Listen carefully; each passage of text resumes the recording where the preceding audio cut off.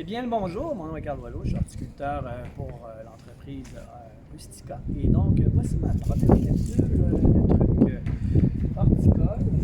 Quoi de mieux pour commencer au printemps que de s'affairer à faire de l'entretien printanier? Et malheureusement, chez ce client, qu'est-ce que nous découvrons? Nous découvrons ici une plante extrêmement envahissante, l'Aegopodium podigria, dit l'herbe au goûteux ou égopode, je pense en français. Ça vient d'Eurasie, donc malheureusement ici au Québec, le climat est très très commun, mais elle n'a pas les prédateurs qu'elle aurait dans son pays d'origine. Ce qui fait que pour elle, c'est vraiment free ride. C'est une plante qui se répand par rhizome à l'horizontale à une vitesse effarante et on voit que déjà, même ici à la mi-avril, c'est une des premières plantes à faire de la photosynthèse, donc à magasiner de l'énergie avant l'arrivée des autres plantes.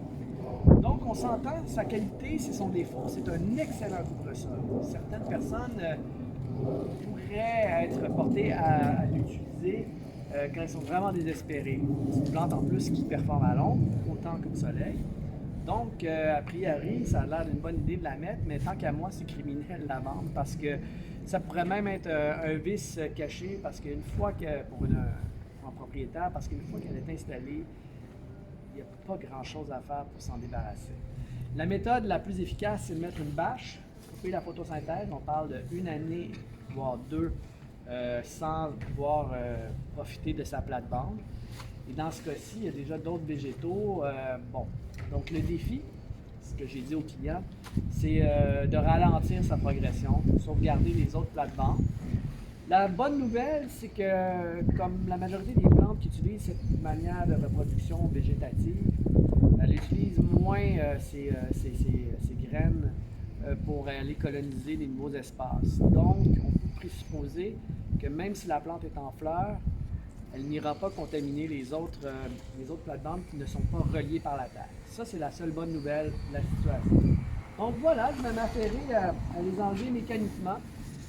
Plus vite qu'on le fait, mieux ça va nous laisser une marge de manœuvre au courant de l'été.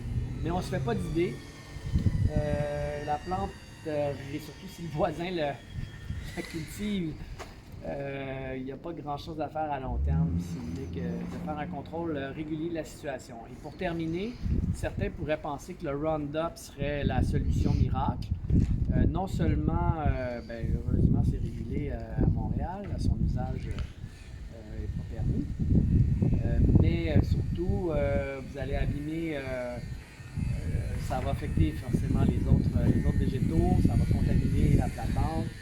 Et ça ne marchera, en plus ça ne marchera pas, c'est une plante qui résiste bien à ce genre d'herbicide.